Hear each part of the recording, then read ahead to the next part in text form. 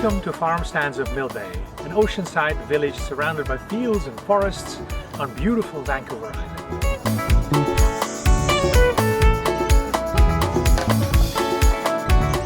This 5-part series is dedicated to discovering what goes into bringing fresh, nutritious, locally grown food to the community.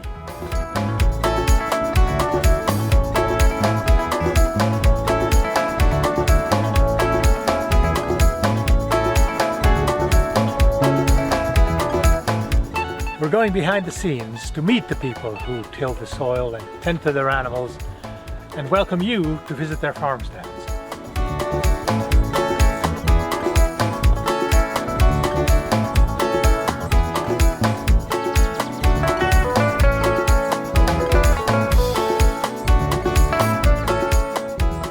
In our first episode, we're going to visit a hydroponic U-pick strawberry farm.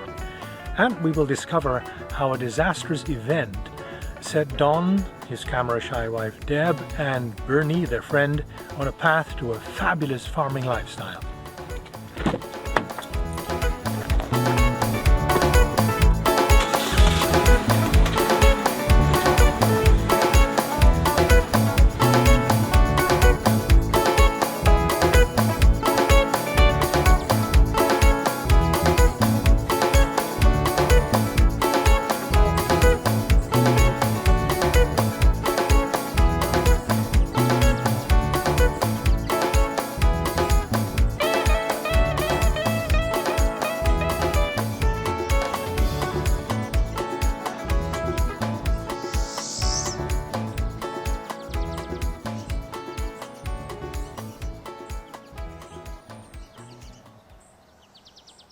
In the beginning we do, when we're first harvesting, Yeah. because there's lots of berries and it's easy for us to harvest. But we're near the end now, and so we mostly do U-pick. Well, because there's more berries at the beginning. Okay, there's just more. Well, they're bigger, right. and they're bigger. So more berries and bigger. So, and towards the end, there's lots of berries, but they're small like that. At the beginning, they're huge. Yeah. Some people grow everbearing, but we tried that once. But then you're walking up and down there, and it's about a kilometer to walk up and down all the rows.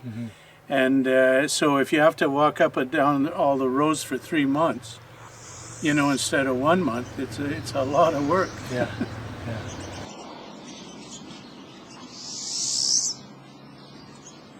Yeah, it's because when we first moved here in '94, we actually bought this house. It was a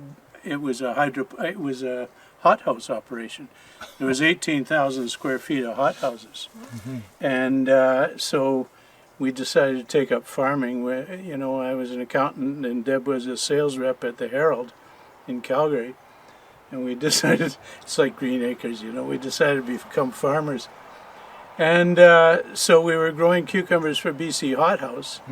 In the winter of '96, there was a huge snowstorm. About this much snow fell in, 24 hours, 36 hours. And the greenhouses went down. We weren't the only ones. Of Delta, everywhere, the greenhouses were going down. And so that got us out of the business. So I had all the hydroponic stuff. And so we did try the field at one point, but it was too much work. It was too weedy. We didn't prep it properly.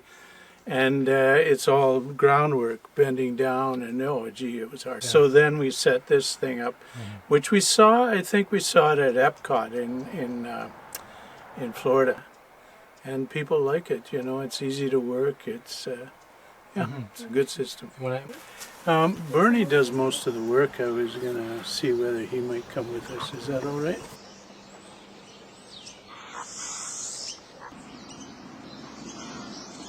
I've been helping out for a few years. Yeah. How did that happen? We were friends, and I was here, and I just started pitching in, and kept right on going. Yeah, right. Wow. That's a good friend. Awesome. We've been friends since 2001. We came to the island, and we came to the island to see the island and think about moving here, and also for his 50th birthday. And we were in Tofino when his wife, Deborah, phoned us in the hotel in Tofino and says, "Here's where you find how do you find our place?" And we said, "That's okay, we have a hotel room." She says, "You had a hotel room. I canceled it."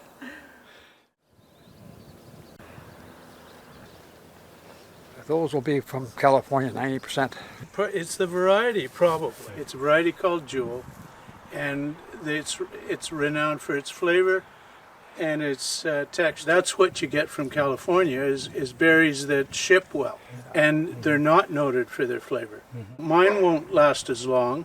They do have not a bad shelf life, good firm berry, but they're renowned for their flavor, and that's what I want. No. I know, never. I don't know. Bernie will tell me.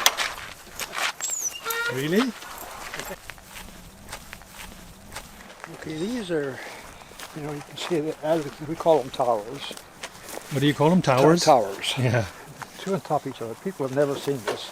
This way? Have one, guys.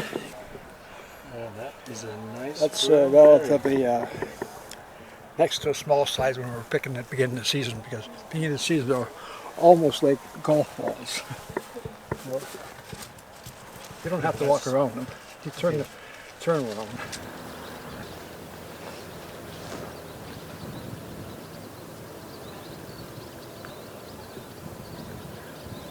Weeds blow in, seeds blow in. Yeah. You have to watch for them. Yeah. This year has been relatively very, very, very light. I maybe pull out 20 weeds in the whole season, so that's nothing. And they're little things that I catch. Right. What it is, no, there's no soil in there at all. No. That's cocoa fiber and perlite. Ah, that's what it is. Yeah. And then all the nutrients come in through this dripper. And it wouldn't hurt if there were more people that did this. Really? Although I gotta say, I don't know what the yield comparison is to a field crop. It's just a hell of a lot less work. We got a couple of doves around here. I know they followed me back from here, but they go cuckoo, cuckoo. You know, real nuts. Robins, sparrows. We've had a couple of wild canaries here. Really? Really? Yeah, right in the middle. I caught them here one day. That's right. But in 4 weeks, we'll take these plants and cut them right down. And then they grow back. They end up about like this by the end of October. And then they go dormant. Hopefully it stays cool all winter and no warm spells. And they start growing again in March. We start over, we clean them up and wait till they get the berries, which is generally sometime in June. Next year they'll have multiple crowns. The volume will probably be 2.5 times what we did this year.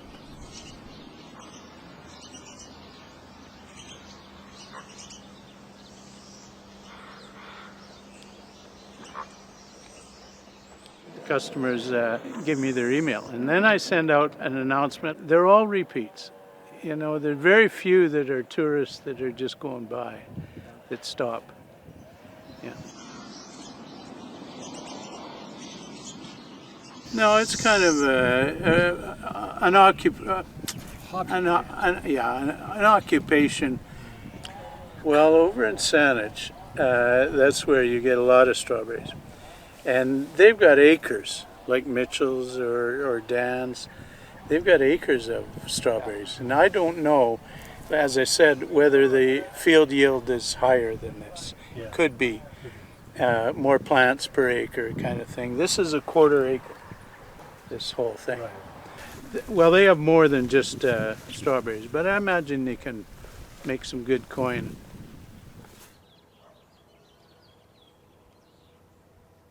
And the dairy farms are maybe the only full-timers. I know there's some vegetable farms somewhere. I don't know if they can make a big living out of it. I think they probably mostly all have jobs. And that's what we had a job for all the years we've been here almost, except when we first had the hot houses, because that was more work than. Yeah, it's funny. You do it because you like it. You like the customers. Yeah, it's fun.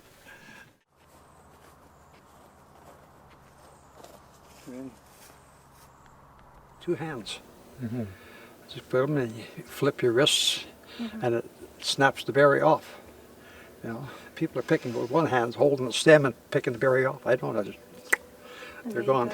Yeah.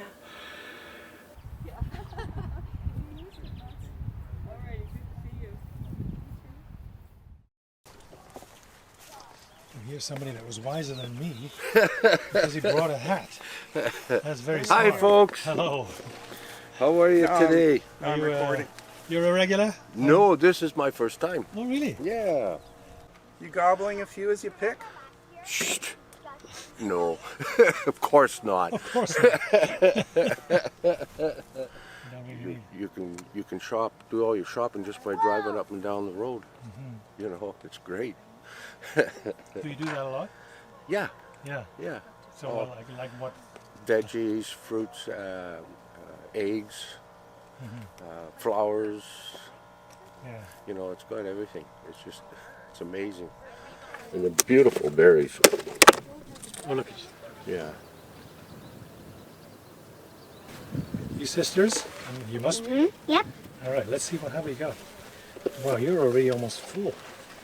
It's because I have a bigger bucket. I got some help with my grandma. She picked some and put it in my Oh, I see. bucket. And I wish that I could eat one more. Yeah. Are they better than the other strawberries from the shop? Oh yeah, Yeah. Yeah? In what way? sweeter. Okay, awesome. And more fresh. We make jam. Could you eat them all? Probably. Yep. I'm a fruit queen. I always eat fruit. Every 1 second, probably. No, every breakfast. Which A one should good you berry to pick is the the really one- red ones and big ones. But the ones that are about this red aren't ripe They're yet. not ripe yet. You gotta leave. You been here before? No. No. Wow. We've Who's only that? been They're like pros. blackberry picking because at our community there's a close by blackberry bush. Well, thank you very much. Thank you. Thank Awesome. you.